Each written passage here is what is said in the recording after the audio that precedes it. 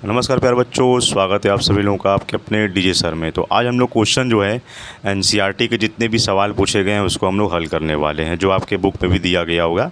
और all over India में जहाँ पर भी आपका देखिए एनसीईआरटी चलता है तो सारे बच्चे यहाँ पर देख सकते हैं, चाहे वो हिंदी मीडियम के हो या इंग्लिश मीडियम के, बस लैंग्वेज यहाँ पर आपका हिंदी रहेगा। तो चलिए देखिए क्या है, शुरू करते हैं। और यह खासकर यूपी बोर्ड वाले बच्चे तो ज़रूर देखें, और आपके एग्ज़ाम में एनसीईआरटी से ही सवाल जो है वो पूछे जाते हैं ज़्यादातर, और ख़ासकर कॉम्पिटिटिव एग्ज़ाम में भी आपसे एनसीईआरटी के ही सवाल जो है ज़्यादातर पूछे जाते हैं। चलिए देखिए क्या है यहाँ पर।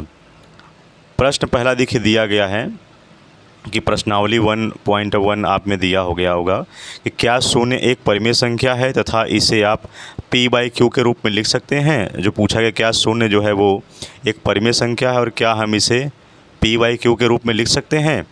और जहाँ p और q होता है ये पूर्णांक होता है, और ये जो q होता है वो 0 के बराबर नहीं होना चाहिए। तो ये सवाल है आपका। तो पहले हाँ, 0 एक परिमेय संख्या है। कैसे? क्योंकि मैं 0 को 1/1 के रूप में लिख सकता हूँ, ठीक है। क्योंकि यहाँ 0 क्या हो जाएगा आपका, ये p हो जाएगा और 1 हो जाएगा q, यानी 0 और 1 क्या ही पूर्णांक संख्याएं हैं, और ये 1 जो है वो 0 के बराबर नहीं होगा, ठीक। तो यहाँ पर ये याद रखिएगा। तो अब इसके बाद आपका क्वेश्चन पूछा गया है दूसरे नंबर का है कि 3 और 4 के बीच 6 परिमेय संख्याएं ज्ञात कीजिए। 3 और 4 के बीच, ठीक है, 6 परिमेय संख्याएं, यानी ये n की वैल्यू हो जाएगी। तो 3 और 4 के बीच में अब यहाँ पर देखिए, यहाँ पर ये इसमें से पहले हमें पता करना पड़ेगा कौन सा x है कौन सा y है। तो यहाँ पर हमेशा जो होती है वो x की वैल्यू y से छोटी होगी, तो ये आपका x का वैल्यू हो जाएगा 3 और y का वैल्यू क्या हो जाएगा 4, और n की वैल्यू क्या हो जाएगी वो 6 हो जाएगी। तो यहाँ से जब हमें कोई दो संख्याओं के बीच अगर हमें परिमेय संख्या निकालना है 4, 5, 6 इस तरह से अगर पूछा जाए, तो एक फार्मूला मैंने बताया था आपको, d बराबर होता है y minus x upon n plus 1 से। और वो अगर मान लीजिए 6 परिमेय संख्याएं पूछा है तो इस तरह से x plus D, x plus 2d, इस तरह से पूरा जो है x प्लस 6d तक हम क्या करेंगे वो सॉल्व करते हैं। तो चलिए इसी फार्मूले में रख कर हम लोग सॉल्व कर लेंगे। तो पहले d का मान यहाँ से कैलकुलेट कर लीजिए, कितना हो जाएगा 4 माइनस 3, और अपॉन n की वैल्यू क्या हो जाएगा 6 प्लस 1। तो इसको सॉल्व करेंगे तो ये हो जाएगा 1/7, यानी d की वैल्यू क्या हो गई 1/7। अब यहाँ पर हमें कितनी परिमेय संख्या निकालनी है, 6 परिमेय संख्या निकालनी है। तो फार्मूले में रख दीजिए, क्या हो जाएगा x प्लस डी, x की वैल्यू क्या है यहाँ पर 3 है, तो ये हो जाएगा 3 प्लस 1/7, कामा इसी तरह से 3 प्लस 2/7, कामा 3 प्लस 3/7, इसी तरह से 3 प्लस 4/7, और इसी तरह से 3 प्लस 5/7, और इसी तरह से 3 प्लस 6/7। क्योंकि हमें क्या है 6 परिमेय संख्या निकालनी है, तो इसलिए मैं 6 यहाँ पर लिखूँगा। अब इसको आप सॉल्व कर दीजिए, ये कितना हो जाएगा 7 त्रिक 21 और 1 22, 22/7 हो जाएगा। 7 त्रिक 21, 21 और 2 23, इस तरह से ये पूरा 23/7, 24/7, ठीक है, इस तरह से पूरा क्या हो जाएगा निकलता चला जाएगा। सही है ना। 7 त्रिक 21 और 3 यहाँ से हो जाएगा 24, 7 त्रिक 21 और 4 25/7, 26/7, और इस तरह से यहाँ पर आपका ठीक है, सही है, इस तरह से पूरा आपका हो जाएगा 27/7। तो यही आपका क्या हो जाएगा आंसर हो जाएगा 1 2 3 4 5 6, यानी यहाँ पर 3 और 4 के बीच में ये हमारे 6 परिमेय संख्याएं क्या हैं वो मौजूद हैं, ठीक है, ये नोट कर लीजिए। अब इसके बाद एक सवाल दिया गया है, एनसीईआरटी में ही आपका क्वेश्चन है। क्या लिखा हुआ है देखिए, दिया गया है क्वेश्चन है आपका कि 3/5 और 4/5 के बीच वो हमें 5 परिमेय संख्या निकालना है। कितना निकालना है? 5 परिमेय संख्या निकालना है। ये आपका एनसीईआरटी का सवाल है। तो पहले हम इसमें क्या करेंगे, हम इसमें पहले पता करेंगे कौन सा हमारा x का मान है, कौन सा हमारा y का मान है। तो यहाँ से देखिए, अब इसमें से सबसे छोटी जो वैल्यू होगी वो हमारा x का मान हो जाएगा। तो ये x का मान 3/5 है और y का मान है, यहाँ से देखिए दोनों का डिनोमिनेटर सेम है, तो ये 5 तियाँ 15, 5 चौका 20, यानी ये वाला वैल्यू छोटा हो जाएगा, ये आपका हो जाएगा। और यहाँ से n की वैल्यू 5 हो गई। अब यहाँ से आप निकाल दीजिए सॉल्यूशन क्या होगा। तो यहाँ से d बराबर क्या हो जाएगा, y minus x upon n+1, और y का वैल्यू क्या हो जाएगा, y का वैल्यू है आपका 4/5 माइनस 3/5, और n की वैल्यू क्या है 5+1, ये हो जाएगा। अब यहाँ से 4 में से 3 जाएगा 1/5 और ये 6, यानी 1 जो है वो आपका 30 हो जाएगा। क्या हो जाएगा, वो 30 हो जाएगा। ये आपका जो है वो d का मान आएगा 1/30। ये d का मान आ गया। तो हमें कितनी संख्याएं निकालनी है, 5 संख्याएं निकालनी हैं। तो यहाँ से इसलिए 3/5 और 4 के बीच 5 परिमेय संख्याएं लिखने के बाद यहाँ से x+d, x+2d, x+3d, x+4d, x+5d निकाल दीजिए। यहाँ से आपका हो जाएगा x, यहाँ से x की वैल्यू क्या है 3/5 है, तो 3/5 + 1/30, यहाँ से 3/5 + 2/30, फिर कॉमा 3/5 + 3/30, फिर कॉमा 3/5 + 4/30, फिर यहाँ से 3/5 + 5/30। अब इसको सॉल्व कर दीजिए। यहाँ से 30 और 5 का एलसीएम लेंगे तो क्या आएगा, 30 ही आएगा। तो यहाँ से मैं इसको 30 लिख दूँगा और 5 भाग दे दूँगा 30 में, तो 6, और 6 का गुणा 3 में कर दूँगा 18। तो 6 त्रिक 18 और एक ये कितना हो जाएगा 19। इस तरह से बढ़ता चला जाएगा। 19/30, 20/30, 20 हो गया, 21/30, 22/30 और है 23/30। ठीक है, इस तरह से आपका ये हो जाएगा। तो यही हमारा क्या है, आंसर है। आप चाहो तो इतना पर भी छोड़ सकते हो, या इसको आप काटोगे तो आंसर आपका इस रूप में होगा 19/30।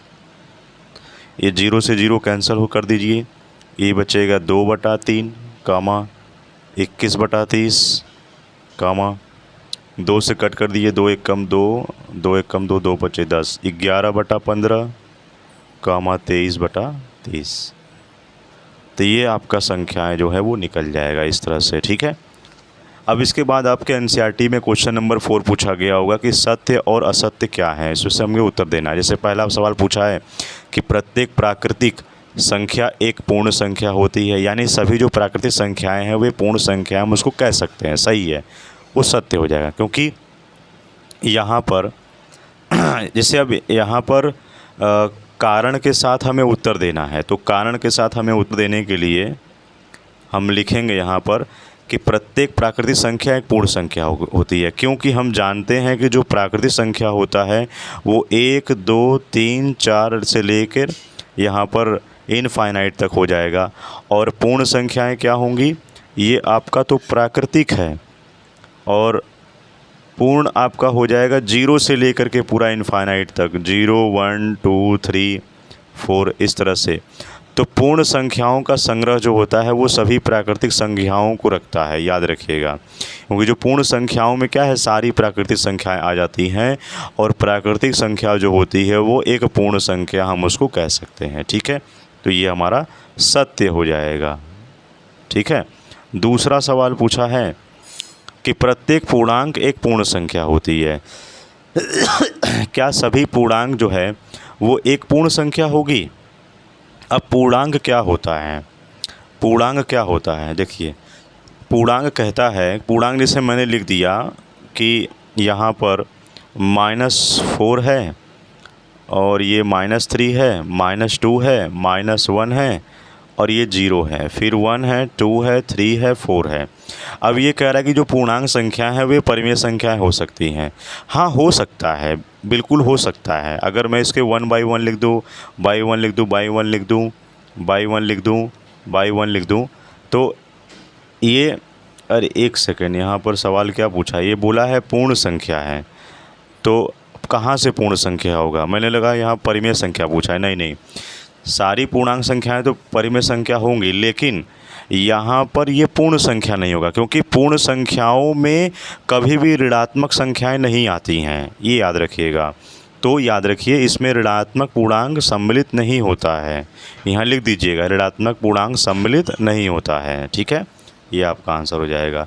तो इसलिए आपका ये असत्य है। क्या है, ये असत्य है दूसरा वाला। तीसरा वाला क्या होगा, देखिए तीसरा पूछा है कि प्रत्येक परिमेय संख्या एक पूर्ण संख्या होती है। प्रत्येक परिमेय संख्या एक पूर्ण संख्या होती है, तो ये भी देखिए असत्य है, क्योंकि यहाँ क्या कहा गया है कि मान लीजिए कोई वैल्यू है 1/3 है, 6/7 है और 10/19 है। अब ये एक परिमेय संख्या है। अब इसको कह रहा है कि ये एक पूर्ण संख्याएं होती हैं। कहाँ से पूर्ण संख्याएं होगा, क्योंकि इसमें तो कोई भी पूर्ण संख्याओं में तो पहली बात कोई फ्रैक्शन वैल्यू कहाँ से लोगे आप, यहाँ से, ये इसमें तो 0 है ही नहीं, और 0 के लिए हमें 1 बनाना पड़ेगा नीचे, तो ये आपका असत्य होगा। अब चूँकि यहाँ पर जो ये परिमेय संख्या है वे पूर्ण संख्याएँ नहीं हैं, ये कहाँ से पूर्ण संख्याएँ हैं, तो इसलिए जो है वो प्रत्येक परिमेय संख्या पूर्ण संख्या नहीं होगा, इसलिए भी क्या हो जाएगा, असत्य हो जाएगा। ठीक है, ये इस तरह से आपको करना है। तो इसके बाद ये तो आपका था ये प्रश्नावली 1 का सवाल था जो मैंने बताया था। इसके बाद है प्रश्नावली 1.2 के सवालों को देखते हैं। आपका ये जो मैंने बताया था वो प्रश्नावली 1.1 का था। अब है प्रश्नावली 1.2 के सवालों को देखते हैं। इसमें भी पहला ही सवाल आपसे सत्य और असत्य पूछा गया होगा। देखिएगा अपने किताब में क्या लिखा हुआ है। पहला प्रश्न है कि प्रत्येक अपरिमेय संख्या एक वास्तविक संख्या होती है। सॉरी, खांसी आ रहा है, बहुत सुबह से बोल रहा हूँ लगातार। चलिए देखिए क्या है कि प्रत्येक अपरिमेय संख्या एक वास्तविक संख्या होती है। क्या सभी अपरिमेय संख्याएं एक वास्तविक संख्या होती है? हाँ बिल्कुल, क्योंकि वास्तविक संख्याओं को हम परिमेय संख्याओं और अपरिमेय संख्याओं के संग्रह को कहते हैं। तो परिमेय संख्याओं और अपरिमेय संख्याओं के संग्रह को हम क्या कहते हैं? हम प्राकृतिक यहाँ पर वास्तविक संख्या कहते हैं। तो इसका आपका पहला हो जाएगा वो सत्य हो जाएगा। ठीक है, इस तरह से जो मैंने बोला आपको लिख दीजिएगा, मैं लिख नहीं रहा हूँ। ठीक है, स्टेटमेंट। दूसरा सवाल आपसे पूछा गया होगा कि संख्या रेखा पर जो प्रत्येक बिंदु है, यानी एक कोई संख्या रेखा है और इसके हर एक बिंदु पे √m है, ये कहा गया है। √m के रूप का होता है और m जो है वो एक प्राकृतिक संख्या है। क्या है? प्राकृत संख्या है, प्राकृतिक संख्या है। तो क्या ये सत्य है? नहीं। सभी यहाँ पर हम जो अगर हम ले लें अगर कोई संख्या रेखा पर, तो अब किसी भी प्राकृतिक संख्या का वर्गमूल जो होता है वो ऋणात्मक नहीं हो सकता है, क्योंकि संख्या रेखा पर हमारी नेगेटिव संख्याएं, पॉजिटिव संख्याएं, दोनों प्रकार की पूर्णांक संख्याएं आती हैं। तो हमारा जो संख्या रेखा का सभी बिंदु पर ये √m का रूप का नहीं होगा, जो कि एक बोला गया है प्राकृतिक संख्या, तो ये असत्य हो जाएगा। तो किसी भी प्राकृतिक संख्या का वर्गमूल ऋणात्मक संख्या नहीं होता है, ये याद रखिएगा। ये आपका दूसरा क्या हो जाएगा? असत्य हो जाएगा। ठीक, इस प्रकार से ये आपको करना है। तीसरा क्या पूछा गया है, देखिए तीसरा है कि प्रत्येक वास्तविक संख्या एक अपरिमेय संख्या होती है। क्या सभी वास्तविक संख्याएं एक अपरिमेय संख्या होती है? नहीं, ये भी गलत है, क्योंकि जो वास्तविक संख्याओं का जो समुच्चय होता है उसमें परिमेय संख्या भी उपस्थित रहती है। उसमें कहा गया है कि वास्तविक संख्या एक अपरिमेय संख्या होती है। केवल अपरिमेय नहीं होता है, उसमें परिमेय संख्या भी होता है। तो ये आपका असत्य हो जाएगा। ठीक है, ये नोट है, याद रखिएगा। दूसरा सवाल आपसे पूछा गया होगा कि क्या सभी धनात्मक पूर्णांकों के वर्गमूल अपरिमेय होते हैं? यदि नहीं होता है तो एक ऐसी संख्या के वर्गमूल का उदाहरण दीजिए जो एक परिमेय संख्या है। देखिए, तो इसका आपको कैसे करना है, दूसरा वाला, इसमें आप लिखोगे नहीं। पूछा गया है कि क्या सभी धनात्मक पूर्णांकों का जो वर्गमूल है वो अपरिमेय होता है? बिल्कुल नहीं होता है, क्योंकि जैसे अगर मैं √16 मुझे दिखाना है तो इसको तो मैं यहाँ से ऐसे लिख सकता हूँ, तो ये आपका 4 आंसर आएगा। भले ही अंडर रूट में दिया गया हो तो क्या ये अपरिमेय थोड़ी है? इसको आप सॉल्व करोगे तो यहाँ से 4 है, उसको 4/1 में लिख सकता हूँ, तो ये तो एक परिमेय संख्या बन गया। ठीक है, तो सभी धनात्मक संख्याओं का वर्गमूल अपरिमेय नहीं होता है। ये फॉर एग्जाम्पल में आप ये लिख लीजिएगा, जबकि यहाँ पर 4 क्या है, एक परिमेय संख्या है, ये याद रखिएगा। ठीक है, अब चलिए यहाँ पर तीसरे नंबर का सवाल देखते हैं। ये आपका एनसीईआरटी में पूछा गया होगा कि दिखाइए कि संख्या रेखा पर √5 को किस प्रकार हम निरूपित कर सकते हैं। यानी √5 को हमें संख्या रेखा पर दिखाना है। तो मैंने बताया था कि आपको क्या करना है, एक स्केल से आपको एक लाइन ड्रॉ करनी है। ठीक है, और आपको यहाँ पर कंपास की भी ज़रूरत पड़ेगी, और यहाँ से आप इसको एक नंबरिंग कर दीजिए 0 1 2 3, और यहाँ से -1 -2, इस तरह से नंबरिंग पूरा कर दीजिए संख्या रेखा। तो हमें √5 बनाता है, तो हम जानते हैं पहले √5 को हम इसको तोड़ देंगे, तो हम इसको सॉल्व करेंगे। √5 = हो जाएगा, हम इसको ऐसे √4 + 1 लिख सकते हैं, और √4 को हम 2² + 1 के y² के रूप में लिख सकते हैं। इस रूप में तो हम इसको दिखा ही सकते हैं, और इसको मैं ऐसे भी लिख सकता हूँ, यहाँ से √² का प्लस है, √1 का स्क्वायर है, अलग अलग में उसको तोड़ दिया। तो अब यहाँ पर ट्रायंगल जो देखिए, यहाँ से मैं ट्रायंगल में ड्रा करूँगा, यहाँ से एक लाइन में खींचूँगा। मैं पूरा स्टेटमेंट नहीं लिख रहा हूँ, या मैं चलिए मैं लिख दे रहा हूँ, मैं बता दे रहा हूँ, आप लिख लीजिएगा कि हम यहाँ पर O को केंद्र मानेंगे, और O से एक P जो है ना, वो एक यहाँ से त्रिज्या मान लेंगे ऐसे। ठीक है, O से P त्रिज्या मानेंगे, और एक चाप लगा करके बिंदु R पर हम इसको क्या करेंगे, ज्वाइन कर देंगे ऐसे। ऐसे हम एक, ये आपको कंपास से करना है, ये आपका पॉइंट R हो जाएगा और ये आपका P हो जाएगा। और यहाँ से हम एक लाइन ड्रॉ कर देंगे ऊपर, जो इसी पर हमारा ये इंटरसेक्ट होगा, इसी पर वो चाप कटेगा। ठीक है, स्केल से मैं ऐसे बना दे रहा हूँ सही से। यहाँ से O को केंद्र मान करके एक ऐसे लाइन ड्रॉ करेंगे। ठीक है, और ये हो जाएगा, और यहाँ से जब आप एक कट मारोगे तो यहाँ से जब आप कंपास से मिलाओगे तो ये आपका एक यहाँ से कर्व लाइन ड्रॉ होगा। फिर उसके बाद यहाँ पर ये आपका जो विकर्ण वाला पार्ट देख रहे हो, जो कर्ण वाला पार्ट है, ये √5 हो जाएगा, और यहाँ से जो इसका लेंथ है ये 2 के बराबर है। ठीक है, और यहाँ से जो इसका लेंथ है ये 1 के बराबर है। ठीक, ये इतना आपको नोट करना है। तो R जो है यहाँ पर एक प्रतिच्छेद करता है, और बिंदु R जो है √5 को यहाँ पर प्रदर्शित करेगा। ये जो आप R देख रहे हो, यही हमारा चाप कट के इसी लेंथ पर मिला है। तो ये आपका हो जाएगा। अब इसको मैथमेटिकली हम कैसे प्रूफ करेंगे, यहाँ पर देखिए। तो यहाँ पर ट्रायंगल दो देखिए, यहाँ पर OQP। अब O, ये हम Q यहाँ पर इसको दिखा देंगे, OQP। ट्रायंगल OQP में अगर हमको दिखाना है तो ये एक प्रकार का समकोण है, जहाँ पर OQ जो आप देख रहे हो ये 2 इकाई के बराबर है।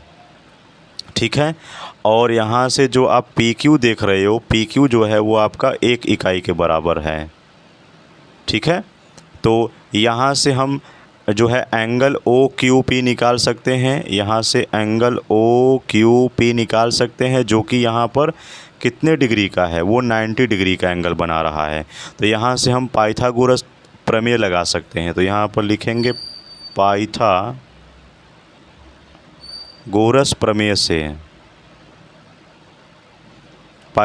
प्रमेय से हम जानते हैं फार्मूला क्या होता है, OP² बराबर हो जाएगा यहाँ से OQ² के प्लस PQ² के ना, ये आपका हो जाएगा।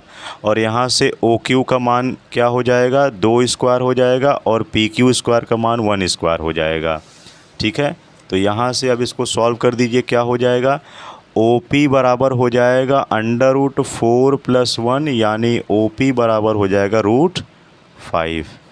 यानी यही हमें क्या करना है, प्रूफ कर देना है, और यहाँ से ओ पी का मान आपका √5 आ जाएगा। ठीक है, इस प्रकार हमें क्या करना है, वो सॉल्व कर देना है। और एक पहली वाला देखिए क्वेश्चन आपसे पूछा गया है, प्रैक्टिकल बेस्ड आपका क्वेश्चन नंबर 4 होगा कि कक्षा के लिए क्रियाकलाप वर्गमूल जो है एक सर्पिल की रचना कीजिए। ठीक है, यानी एक कक्षा के क्रियाकलाप, यानी ये प्रैक्टिकल बेस्ड क्वेश्चन पूछा गया है। तो ये आपके टीचर ने अगर प्रैक्टिकल कराया होगा तो आप किए होंगे, अगर नहीं कराया है तो चलिए मैं आपको बता देता हूँ।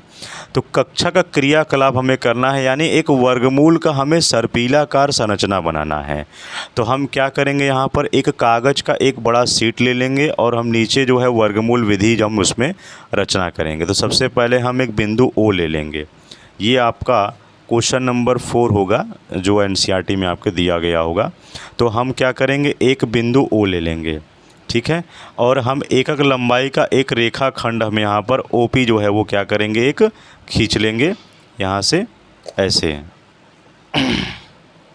ऐसे हम एक ओपी एक लंबाई हम यहाँ से हम इसको P1 मान लेते हैं। ठीक है, तो यहाँ से हम यहाँ पर एक लाइन खींच लेंगे और एक लंबाई को हम OP1 पर एक लंब रेखा खंड हम खींचेंगे यहाँ पर P1 पर खींचेंगे, हम यहाँ पर P1 पर लंब खींचेंगे। यहाँ पर हम, ये आपका रेखा है तो यहाँ पर आपका एक लंब हो जाएगा, ये आपका P2 हो जाएगा। क्या हो जाएगा, ये आपका P2 हो जाएगा। ठीक है, और हम इस पर क्या करेंगे, एक लंब ऐसे मिला देंगे इसको ऐसे। ठीक है, और यहाँ से आपका ये 1 है तो ये आपका √2 हो जाएगा, ये आपका 90 डिग्री, और यहाँ से ये √2 की वैल्यू आएगी। फिर हम क्या करेंगे, P2 पर एक लंब और खींचेंगे। तो P2 पर एक लंब और खींच दीजिए। बस जैसे जैसे बनाते जाना है वैसे ही वैसे आपको लिखते जाना है। सॉरी, आप सुबह से बोल रहा हूँ मैं, खांसी बहुत आ रहा है। तो ये आपका P3 हो जाएगा। ठीक है, तो यहाँ से हमें क्या करना है, इसको ऐसे मिला देना है। हमें क्या करना है, इसको ऐसे मिला देंगे और ये हमारा √3 की वैल्यू हो जाएगी। ठीक है, बस इस तरह से हमारा ये सेंटर हमारा O है, OP1 OP2 ठीक, और OP3 इस तरह से रेखाखंड पर लंब खींच कर हम इस तरह से बना देंगे। ठीक, और इसी तरह से हम इस पर एक और इस तरह से लंब ड्रॉ करेंगे तो वो P4 हो जाएगा इस तरह से। ठीक है, तो इस प्रकार से हमें क्या करना है, OP3 पर लंब खींच करके फिर P3 और P4 हम खींच लेंगे। फिर उसके बाद इस प्रक्रिया को हम जारी करते जाएंगे तो हमें एक अनंत लंबाई मिलती चली जाएगी। एक ऐसा मोमेंट आएगा जो लास्ट में हमारा OPN-1 जो है लेंथ वो प्राप्त होगा। ये एकक लंबाई वाला एक लंब रेखाखंड खींच करके यहाँ से हम खींचते चले जाएंगे तो हमारा वो प्राप्त होता चला जाएगा। वो रेखाखंड हो जाएगा हमारा PN-1 और PN, ये इस तरह से वो हमें प्राप्त होगा। तो इस प्रकार यहाँ पर जो हमें बिंदु मिला है, यहाँ से O है, P1 है, P2 है, P3 है, PN है, ये सब हमें प्राप्त कर लेंगे। तो और उन्हें मिला करके हम यहाँ से क्या हमें प्राप्त होगा, √2 प्राप्त होगा, √3 प्राप्त होगा, √4 होगा। इस तरह से हम वहाँ पर एक सुंदर सर्पिलाकार जो है वो चित्र प्राप्त कर लेंगे। बस यही आपको यहाँ पर दिखाना है। ठीक है, तो इसको जो मैंने बताया पूरा आप नोट कर लीजिएगा और इसके बाद हम लोग एक्सरसाइज यानी प्रश्नावली 1.3 को सॉल्व करेंगे। ठीक है प्यारे बच्चों, और चैनल पर नए हैं तो सब्सक्राइब जरूर कर लीजिएगा और अपने दोस्तों को ज़रूर शेयर कर दीजिएगा। मिलेंगे आपसे नेक्स्ट वीडियो में। जय हिंद, जय भारत।